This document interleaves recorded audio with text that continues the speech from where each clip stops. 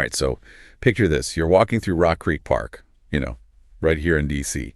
Beautiful area. Yeah. Feels like a little bit of an escape from the city. And suddenly you come across a human skull. Whoa. Yeah. I mean, talk about a hook, right? That's exactly how Kevin Flynn starts his crime novel, Rock Creek. Yeah. And that's what we're diving into today. Okay. This book, it's all about where murder, like the dark world of murder, Right. slams right into the world of politics right here in D.C. You got it. And to get us started, we've got this incredible conversation between Flynn and Glenn Kirshner over on Kirshner's YouTube channel. I love that chat. That's fantastic. Yeah. So much good stuff there. Now, as we dig into Rock Creek, Okay. I think what's really going to stand out to you is how Flynn takes this fictional murder mystery Yeah. and he uses it to like shine a light on the stuff that's usually hidden, the Right. pressures, the complexities, the stuff that really makes DC tick. It's all there. Politically and just as a society. I mean, it's not just who do it. It's about understanding the whole game. Yes. Now, at the heart of it all is this detective, Okay. super determined to get justice. Mm-hmm. After that skull is found in Rock Creek Park. Right. Which, anytime you're dealing with skeletal remains, Oh, yeah. especially starting with just a skull, Yeah. that's a challenge for investigators, right? Figuring out the cause of death. Exactly. And, in their discussion, Flynn and Kirshner brought up this point Okay. about classifying these cases. I mean, you'd think every death would be investigated fully right. Yeah, for sure. But they talk about how sometimes, especially tough cases or ones with important people involved, Yeah. they get this label undetermined. Mm-hmm. So that's a big question for us to think about. Definitely. Why would that happen? Right. What does that mean for how we see justice being done? That's huge because when a death is ruled undetermined, Yeah. that's basically closing the case without actually calling it a homicide. Okay. And that can serve a lot of purposes. For the police department, for city officials, Mm-hmm. think about it. First, it takes a ton of pressure off. Oh, yeah. Those limited resources for a big homicide investigation, these things are intense. Absolutely. They need time, manpower, money. Yeah. Then there's the whole public image thing. Right. Bunch of unsolved murders that makes the city look bad. For sure. Affects the crime stats and, politicians, law enforcement, they want to keep things looking good. Of course. Attract residents, businesses, tourists. It all makes sense. So you see how these classifications, it's not just about the forensic evidence. Right. There's other stuff going on. Absolutely. And that's where you see the tension start to build in Rock Creek. Yeah. We've got Detective Shane Canuck. Okay. He's totally convinced it's a murder, despite all this pressure to just call it undetermined. Right. He wants the truth. Yeah. And this isn't just another case for him, right? No way. There's something more. There's something personal. Yeah. And I think that's something a lot of us can connect to. Totally. You have to get to know Canuck's past Okay. to really get why he's so driven. He's already been demoted Mm, in the homicide division, so he's kind of a wild card. okay. Not always playing by the rules. But here's the big thing. Yeah. He's carrying this grief, Okay. this unresolved loss, Hmm. his twin sister. Wow. And he feels like the system failed her, maybe even the police. Oh, wow. Didn't put in the effort to find out what happened. That's heavy. Yeah.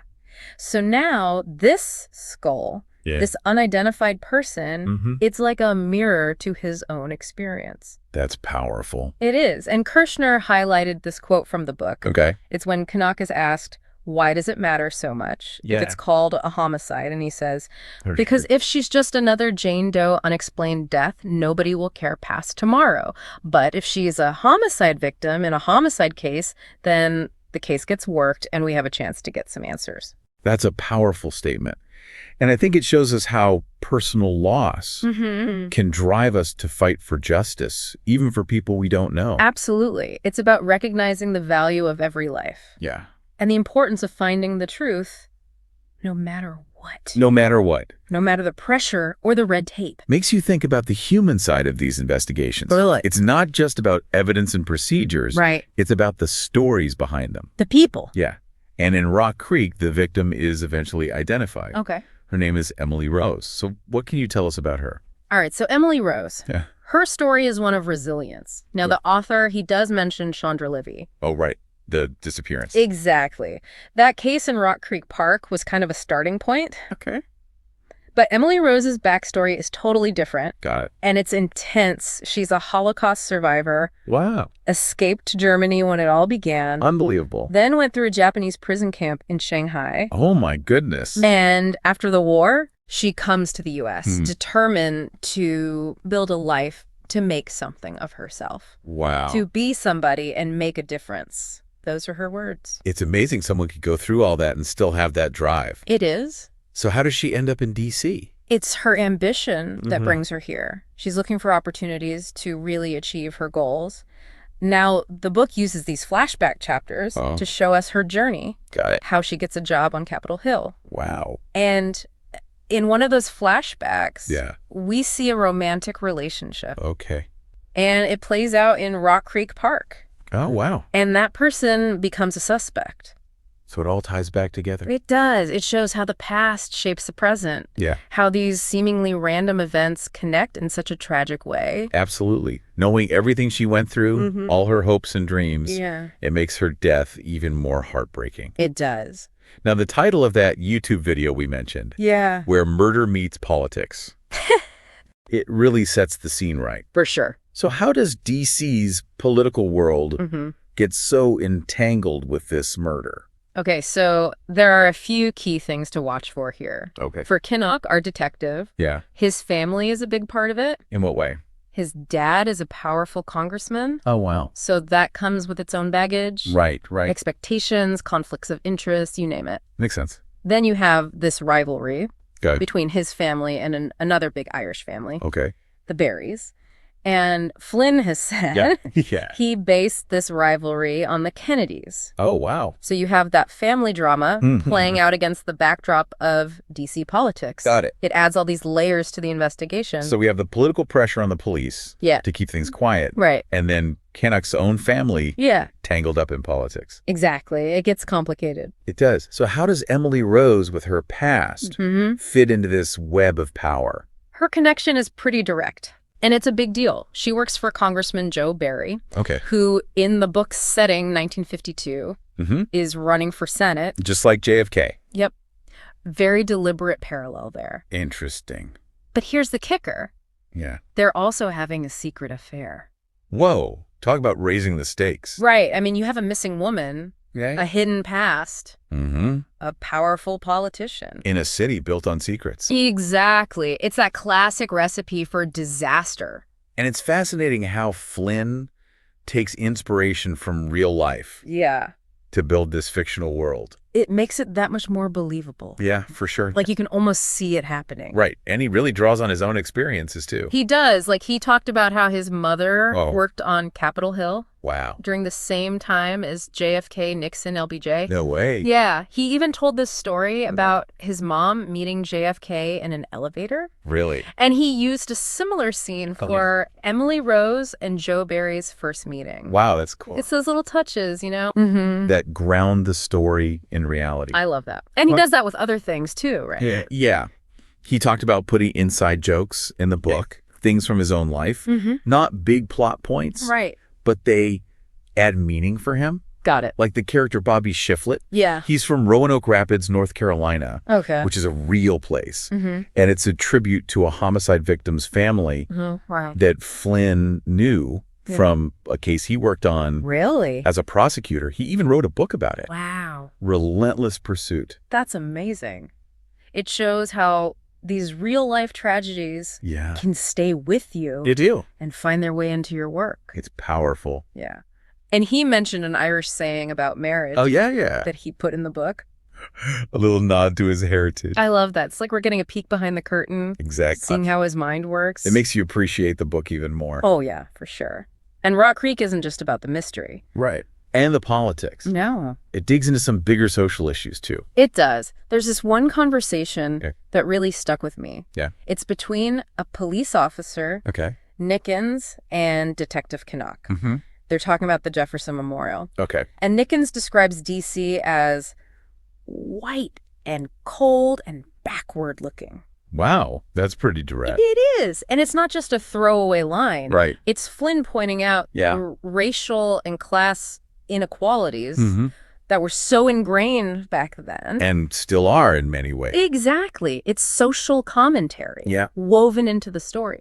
And it makes us think about the context, For sure. the biases that might be at play, even when we're talking about justice. Absolutely. It reminds us that justice doesn't exist in a bubble, No, it doesn't. and that these inequalities have a huge impact. It's all connected. It is. Now, it's also interesting to hear how Emily Rose's character Yeah. changed during the writing process. Oh, yeah, that's a big one. I think that gives us a lot of insight into Flynn's thinking. It does. So at first, Yeah. he was focused on the skull, Okay. on building the story around that, the investigation, all the external pressures. Right. But then through editing, Okay. the idea for flashback chapters came up Okay. to really explore Emily's life. Got it. And Flynn realized Mm-hmm. that her story was mostly being told Yeah. through the eyes of men. The authorities. Yeah, the detectives, the politicians. Right. And he wanted her to have her own voice. Absolutely. Her own agency. To tell her own story. Exactly. So those flashbacks, Yeah. they weren't originally planned, Nope. but they became so important I did. in giving Emily a real identity. A full life. Yeah. Not just a victim. Right. And Flynn talked about how powerful it was Yeah. to write those chapters. Especially that third one, Okay. where Emily is at a high point in her life. Wow. He knew her fate, Yeah. but he was writing about her hopes and dreams. That's got to be tough. He said it was very emotional. Yeah, I bet.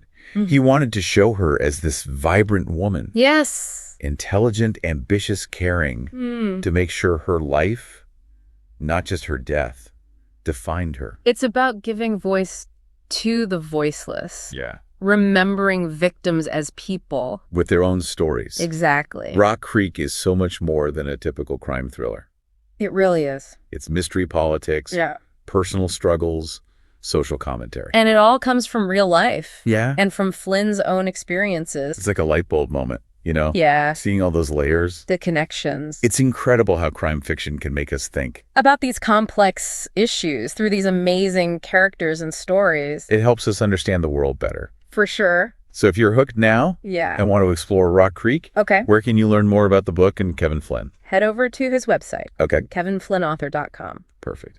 And it seems like this is just the beginning for more conversations about Yeah. some really important topics. Flynn and Kirshner even talked about criminal justice reform. Oh, wow. They both have so much experience in the legal system. That would be incredible. It's about using stories, Yeah. both real and fictional, To spark change. to fight for justice. Absolutely.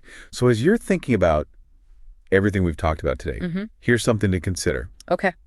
How much does the viewpoint and the motives of people in power Yeah. shape how we see things, Interesting. both in the stories we read and in real life? It's a great question. It is. Think about the stories that don't get told. The voices we don't hear. Exactly. It's about looking deeper, Yeah. finding the truth, Even in a crime novel. like Rock Creek.